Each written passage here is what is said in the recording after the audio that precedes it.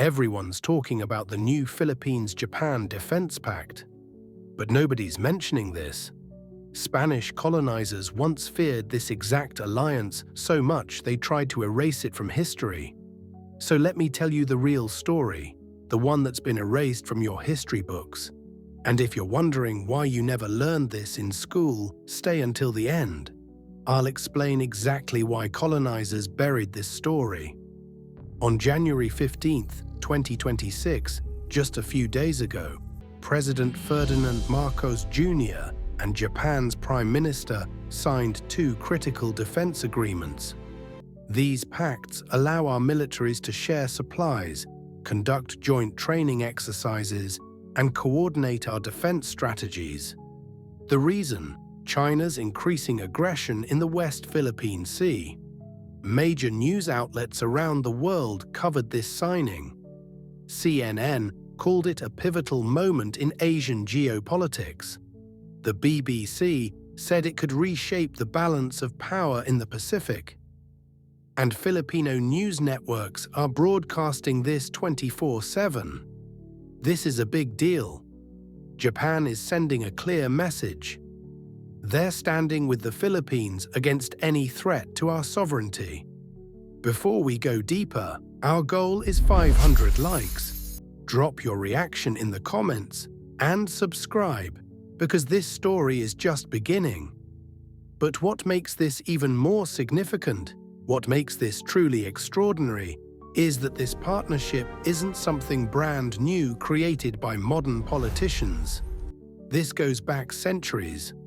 Way back, to a time when Manila was one of the greatest trading ports in all of Asia, to an era when Filipino kingdoms ruled these islands with sophistication and power. And nobody talks about it. Your teachers didn't mention it, your textbooks skipped over it. American and Spanish colonial education systems deliberately erased it. But the truth is still there, buried in historical records, waiting to be rediscovered. From 1400 to 1600, over 200 years, Manila had something extraordinary, a thriving Japanese community called Dilao. This was Manila's Japantown. At its peak, 3,000 Japanese people lived there. 3,000. That's not a small trading post, that's a full-fledged community. Merchants, craftsmen, samurai warriors, and their families built homes, established businesses, and became part of Manila's social fabric. They weren't visitors passing through. They weren't colonizers imposing their will. They were neighbors. They were partners. They were friends. Filipinos and Japanese lived side by side in Dilao. Their children played together in the streets. They celebrated each other's festivals. They married into each other's families. This wasn't just economic cooperation. This was cultural integration at the highest level. And most importantly for our story today, they shared military knowledge. They trained together. They learned from each other's fighting techniques. They developed joint strategies for naval warfare and coastal defense. Think about that for a second. While Europe was still learning how to cross oceans, while Columbus was just discovering new routes, Filipinos and Japanese were already building military alliances in Southeast Asia. Here's where it gets really interesting. Japanese blacksmiths, masters of their craft, came to the Philippines and taught Filipinos advanced steel forging techniques that had been perfected over centuries in Japan. The Japanese understood metallurgy at a level that Europeans wouldn't reach for another 200 years. They knew how to layer steel, how to fold it, how to create blades that were both flexible and incredibly strong. And they shared this knowledge with Filipino craftsmen. Why? Because they recognized that Filipinos were already skilled metalworkers. The Philippines had been producing high-quality steel for generations. We had our own techniques, our own methods, our own innovations. In return, Filipino boat builders showed Japanese craftsmen how to construct vessels that could survive the most violent typhoons in the Pacific.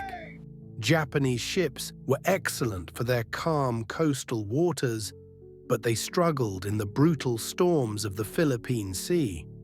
Filipino boat builders had been designing vessels for typhoon conditions for hundreds of years. We knew how to balance a hull, how to angle a sail, how to reinforce a mast so it wouldn't snap in hurricane-force winds. This knowledge was priceless.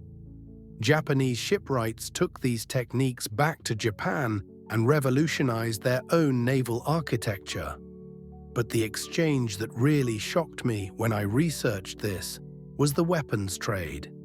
Filipino weaponry, especially the Campilan sword and the Kris dagger, were so advanced, so beautifully crafted, so deadly in combat, that Japanese samurai paid enormous sums of money to acquire them. We're talking about fortunes. Gold, silk, porcelain, precious gems. Samurai would trade incredible wealth for a single Filipino blade. These weren't cheap tourist souvenirs.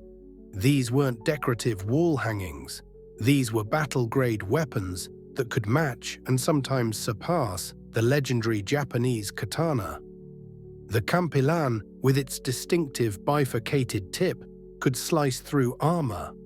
The Kris, with its wavy blade and spiritual significance, was considered a weapon of both physical and supernatural power. Japanese warriors understood quality when they saw it.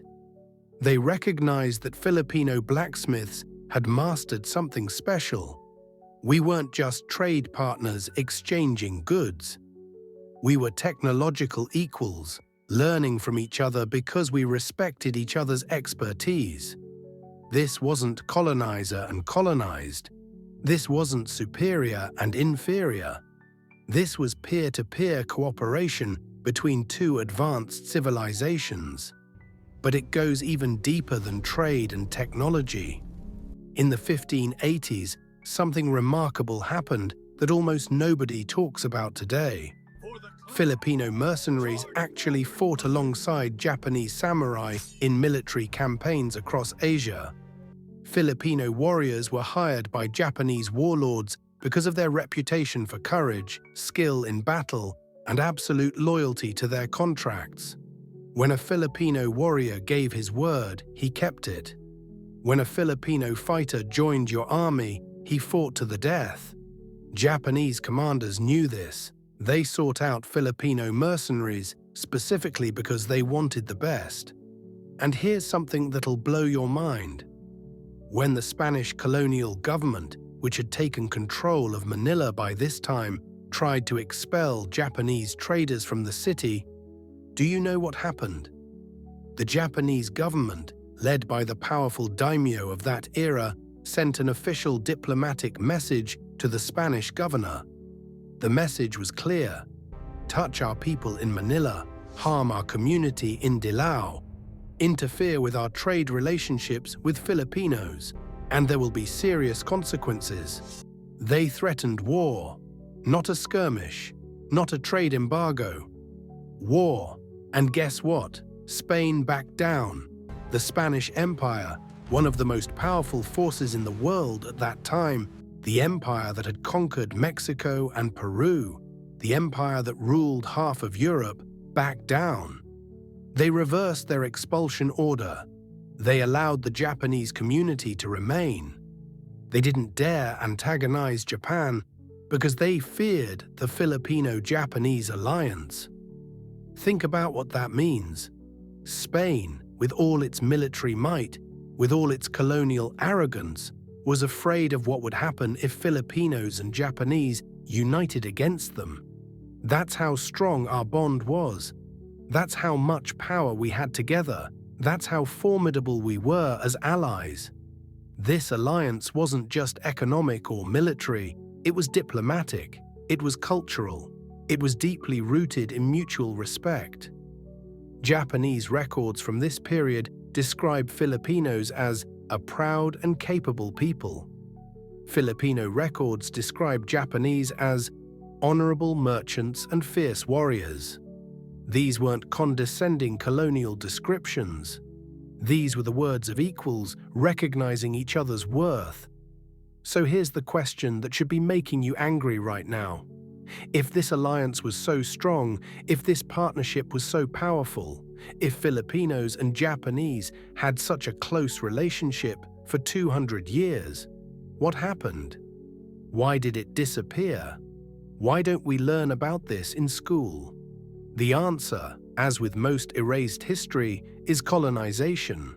Spain colonized the Philippines and deliberately cut off our ties with Japan. Why? Because they feared exactly what had almost happened before, a united Filipino-Japanese force that could challenge Spanish control. So Spain restricted Japanese trade. They dismantled Dilao piece by piece. They forbade Filipinos from traveling to Japan. They rewrote history books to make it seem like Filipinos were primitive people who needed Spanish civilization. They erased 200 years of sophisticated international partnership and replaced it with a narrative of backwardness and dependence. Then America took over after the Spanish-American War in 1898, and they did the same thing. American colonial education taught Filipinos that we were inferior, that we needed American guidance, that our history before colonization didn't matter. They never mentioned Dilao. They never talked about the Filipino-Japanese alliance. They certainly never taught that Filipino warriors fought alongside samurai, or that Filipino weapons were prized by Japanese nobility. For 350 years, foreign powers kept Filipinos and Japanese separated because they understood something crucial. We were stronger together than apart. As long as they could keep us divided, keep us ignorant of our shared history, keep us focused on our differences instead of our connections, they could control us. But if we ever remembered, if we ever rebuilt that alliance, if we ever stood together again, we would be unstoppable.